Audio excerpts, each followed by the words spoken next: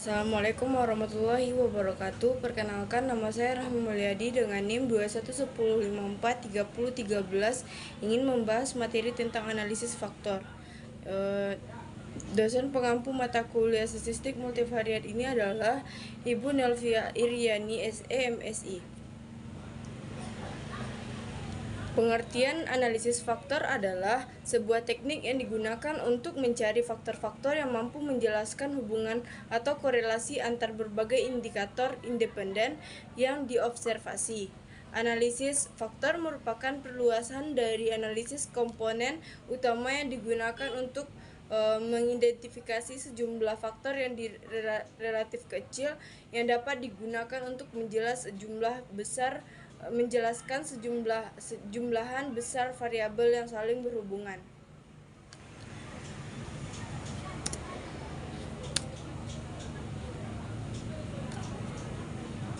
Tujuannya adalah analisis faktor bertujuan untuk menyaring variabel yang mana yang unggul atau paling berpengaruh dari berbagai variabel.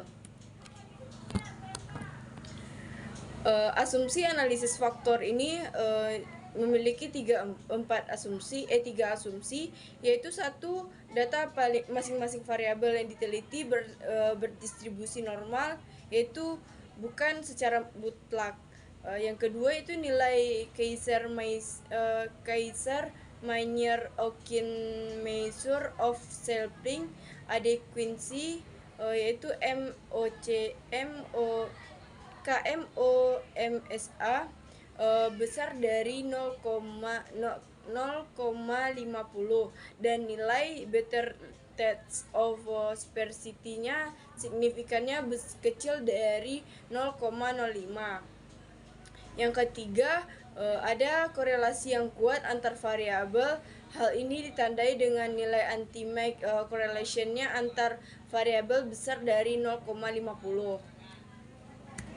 Contoh soalnya itu seorang mahasiswa semester akhir ingin melakukan penelitian tentang analisis faktor-faktor yang dipengaruhi kepuasan pelanggan terhadap pelayanan PLN Kota Payakumbuh. Ada 25 responden dengan jawaban 5 item pertanyaan kuesioner tentang P1-nya itu keadaan, P2-nya itu tanggapan, P3-nya itu keyakinan, P4 yaitu empati, P5 itu berwujud. Pernyataan tersebut adalah jenis pernyataan positif, yaitu variable, yang dimana setiap pertanyaan ini memiliki 5 jawaban dengan pengskoran sebagai berikut. Satu, sangat puas, yaitu dengan skor 1. Skor yang kedua itu cukup puas. Yang skor ketiga itu skor kedua itu kurang puas. Skor ketiga itu cukup puas. Skor keempat itu puas, sedangkan skor yang kelima itu sangat puas. Berikut ini adalah hasil contoh data. Berikut ini adalah contoh data yang telah dibuat di SPSS yang akan diaplikasikan dengan uji asumsi normalitas dan uji interpretasi analisis faktor.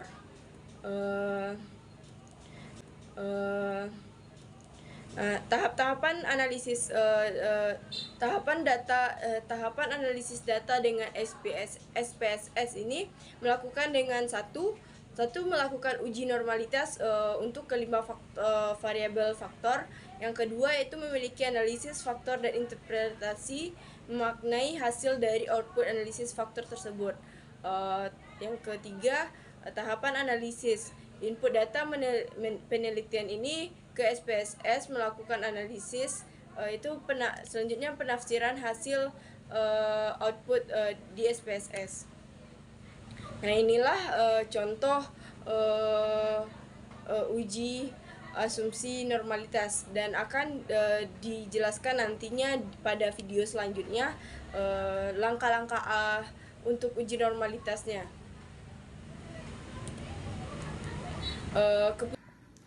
Baik, kita akan melakukan uji asumsi uji normalitas, yaitu klik analyze. Klik analyze, habis itu klik non-metric text, lalu pilih legal dialogs, kemudian klik one sample KS, lalu pindahkan variabel yang di sini nih, maaf diulang kembali.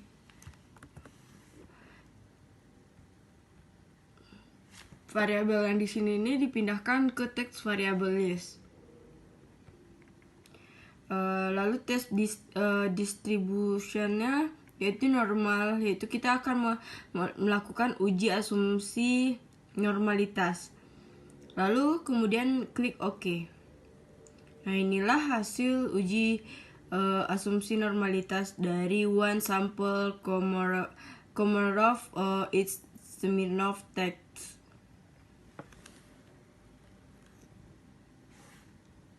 Keputusan dalam uji normalitas ini bisa dilihat pada kolom one sample Kolmogorov Smirnov text-nya, bahwasanya jika nilai signifikannya besar dari 0,05 maka data berdistribusi normal. Jika nilai signifikannya kecil dari 0,05 maka data tidak berdistribusi normal. Bisa dapat kita simpulkan bahwa bisa dilihat pada nilai signifikan dua Thailandnya, bahwasanya yang dimana nilai faktor yang diteliti memiliki nilai signifikannya besar dari 0,05, maka dapat disimpulkan bahwa 5 data berdistribusi normal. Berikut ini adalah video akan dijelaskan pada video selanjutnya, bahwasanya interpretasi langkah-langkah melakukan interpretasi dengan SPSS. Baiklah, kita akan melakukan uji interpretasi interpretasi analisis faktor di SPSS. Pertama, klik analyze, lalu pilih discriminant reduction, lalu pilih faktor, pindahkan variabel. Maaf, saya ulangi lagi. Pindahkan variabel ini ke kotak variabel.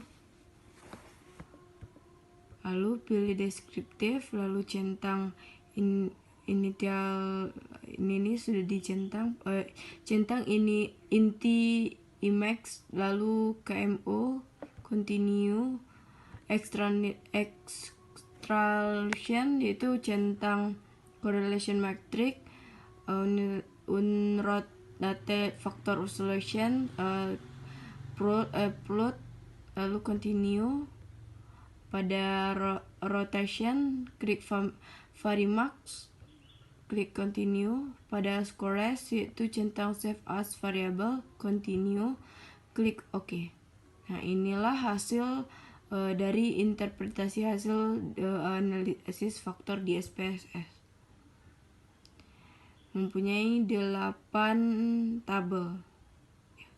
1, 2, 3, 4, 5, 6, 7, 8. Interpretasi hasil analisis faktor dengan tabel output yang pertama itu KMON butter text, yang dimana tabel ini menjelaskan output KMO dan butter text yang di atas berguna mengetahui layaknya suatu variabel apakah dapat diproses lebih lanjut digunakan teknik analisis faktor ini atau tidak.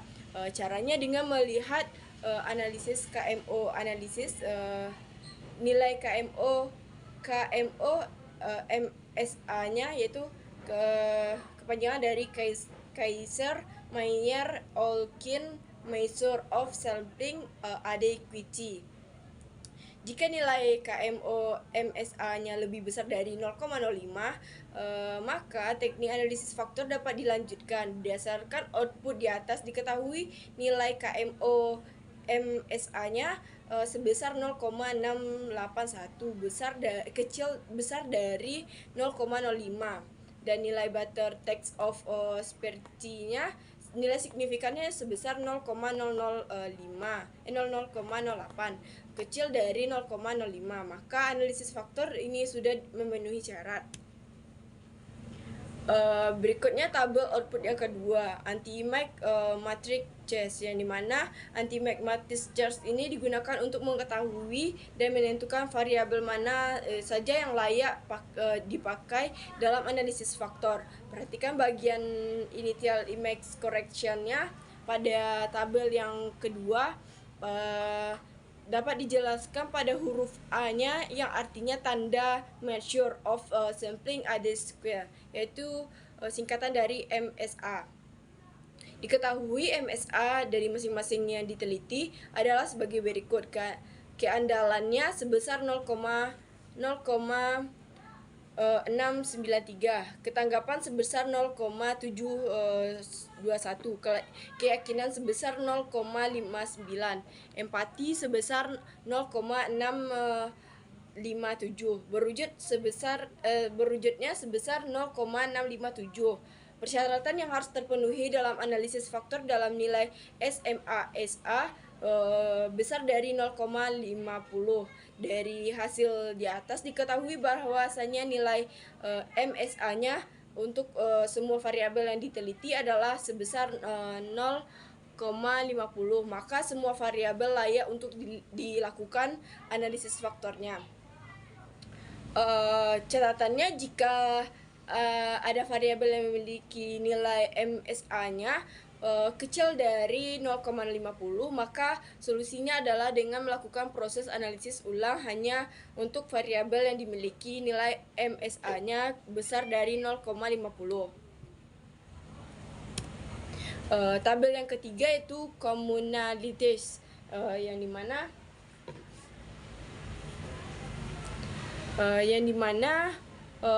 tabel communalities ini menunjukkan nilai variabel yang diteliti apakah mampu untuk menjelaskan faktor atau tidak. Variabel yang dianggap mampu menjelaskan faktor